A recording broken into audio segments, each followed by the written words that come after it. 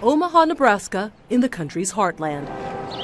Home to billionaire Warren Buffett, and ranked by Forbes as the most affordable city in America. You've really got a lot of big-time companies here, Fortune 500 companies. Ivan Gilreath knows Omaha well. He earned his MBA here and launched a successful corporate career. He drove us through a predominantly white neighborhood.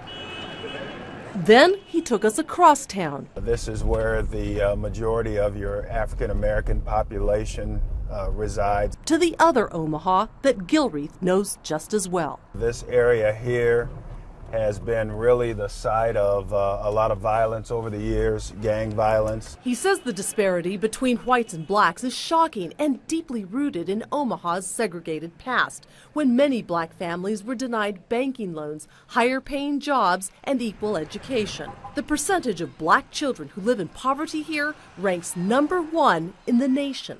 You can be shocked and say, oh my God, it's an awful place. Or you can be shocked with feeling like we need to galvanize, and everybody in this community needs to do whatever they can to reverse that cycle.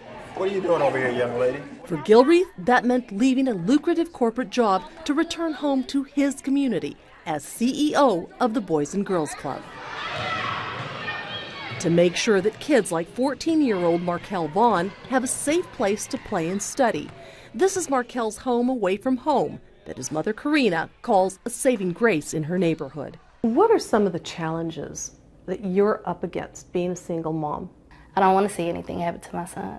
He's a good kid, you know, and so I'm sorry. I'm thankful, you know, every day that I have him in my life. In the past 7 years, 5 children from the Boys and Girls Club that Markel attends have been killed. There is still a need for as many of us African American men who can come back and provide that same kind of influence to these young people that I received at the club.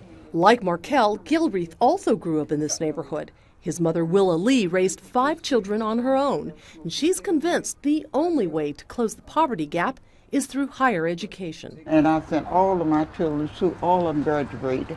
I got 3 that went to college and finished college. What are your goals for yourself? What is it that you want for yourself? I want to be able to go to college and be able to make it to the pros, but if that don't work out, I want to be a veterinarian or a zookeeper or something. As an honors student and a star athlete, Markel is well on his way down the same road that Ivan Gilreath traveled. Thelma Gutierrez, CNN, Omaha, Nebraska.